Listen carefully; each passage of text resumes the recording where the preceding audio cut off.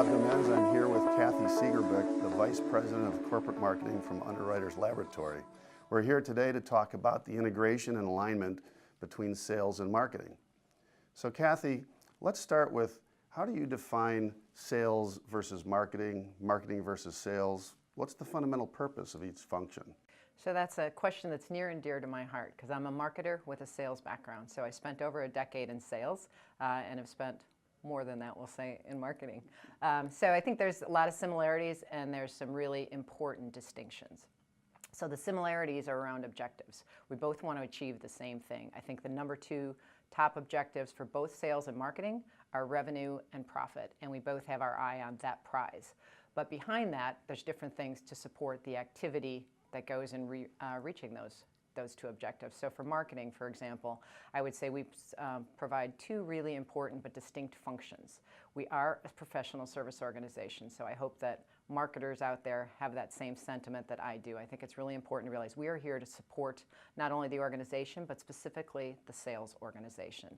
So in a support function, we provide them collateral, communications, support for trade shows and customer events along those lines. But I think equally as important, if not more important, we also provide a strategic support function. So hopefully in a leadership role to lead the sales organization by providing them marketing insights, competitive insights, research that supports and leads to those insights, as well as brand building. There's a lot of things that we do on the strategic side that might be more long-term that support their short-term revenue and profit margin goals. And what do you see as the key challenges as one tries to create alignment and integration between sales and marketing?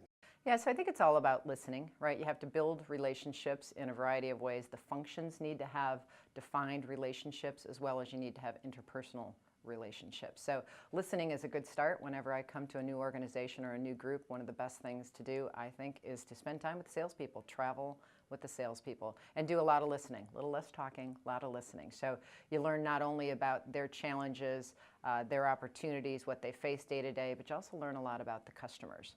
And it gives you the opportunity to share some insights about where marketing can better support and can strategically support beyond what they typically expect of us in the form of collateral and trade shows.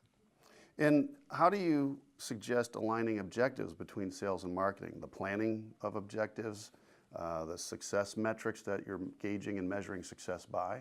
One thing I think about often is organizational structure. So in many companies, sales reports to marketing, or the flip side, marketing reports to sales. I actually don't believe it should be either of those scenarios. I think marketing and sales need to be peers, often reporting up to the same person or group. But that allows you to have aligned objectives because you report to the same person, but yet different to support your different needs. So that alignment is critical. It starts with objectives, but it comes down to many other things, including the day-to-day activities and the relationships that you have. And you all understands that very well. Keith Williams, our CEO, moved the company toward a much more customer-centric model when he joined, and it's been really important. And one of the things we've most recently started are two councils, a Global Marketing Council and a Global Sales Council. So I lead the Global Marketing Council, but I also sit on the Global Sales Council, and conversely, the leader of our Sales Council sits on our Marketing Council. So that's one way that we ensure that we are aligned and at least aware and work toward alignment, not only of our goals and objectives, but of our day-to-day activities and where we're focusing our attention and our dollars. Relationships are very important. You just touched about that. How do you create relationships at that functional level and then at the individual level? Part of it is, listening and spending time together, but I also think it's about transparency. You come into organizations and often people keep their budgets, secret. Yeah, I don't want you to know what I'm spending my money on. I think everybody should see my budget. And in fact, I've shared it with anybody who's asked down to the line item, because if we're not spending on things that are important to the rest of the organization or we can't get their buy-in on it, then it's not really money well spent. So if you have those established relationships, as you think about the actual implementation, how do you encourage that implementation, the teamwork to happen? I think the two most important words in getting the implementation right are buy-in. So you've got to have the relevant parties bought in to what you're doing. So then you bring people along with you, as opposed to surprising with, here's your new marketing kit and here's all the messaging you should share. And like, well, that's not really relevant for what I'm trying to do. So I think the buy-in and the communication and bringing people along is really important. As you think about a global organization and the strength of integration between sales and marketing, are there universal protocols, standards for how the different sales and marketing individuals around the world interact with one another within UL? So there aren't any formal processes, no. But I also don't think it's up to the individuals to design those relationships. I think it's more about the culture and the culture that we create as a marketing leader and as sales leaders, as how we are expected to work together and lead by example, right? So the fact that the leader of the sales council and leader of the marketing council talk all the time and have a great relationship, it naturally brings together those people underneath us because they see the benefit of that. And you hear more of what's going on in the other areas so that you can then support it with your initiatives, and so that, it breaks down those silos. So communication is really important.